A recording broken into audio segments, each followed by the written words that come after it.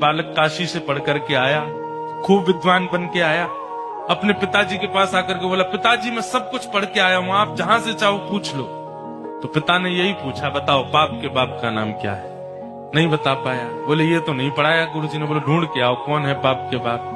बालक ने कल पढ़ा ढूंढने के लिए, तभी 2-3 दिन निकल गए, कहीं से उत्तर नहीं मिला पाप का बाप कौन।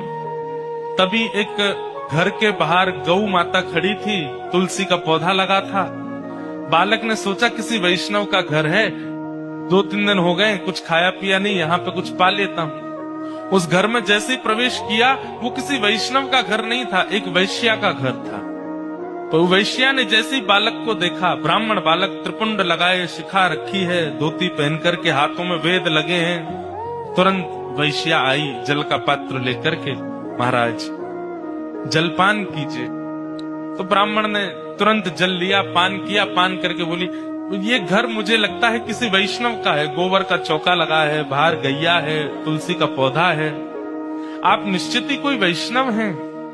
वैश्या बोली, वैष्णव का तो नहीं पता मैं हूं कि नहीं, पर मैं एक नगर वैश्या हूं। जैसे ही कहा नगर वैश्या, ब्राह्मण बालक तो तुरंत बाहर गया, वमन करने लगा, अपने पेट में हाथ लगाने लगा, पानी निकालने लगा बाहर।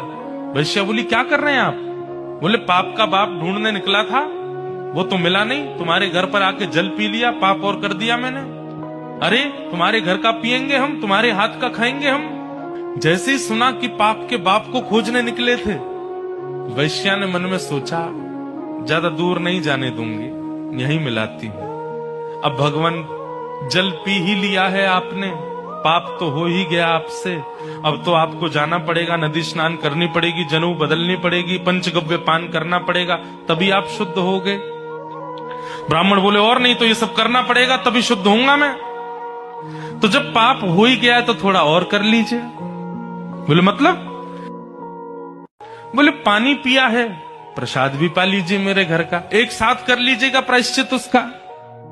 ब्राह्मण बालक तो लाल वर्ण का हो गया उसका चेहरा, तुम कह कैसे सकती हो मुझसे, मैं तुम्हारे घर का भोजन करूंगा।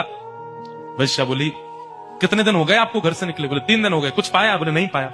अब पाप का बाप पता नहीं कल मिले, परसों मिले, कब मिलेगा, कब तक भूखे रहोगे आप, कुछ पा लीजिए। मैं कहीं और पालूंगा, तेरे घर का नहीं पाऊंगा।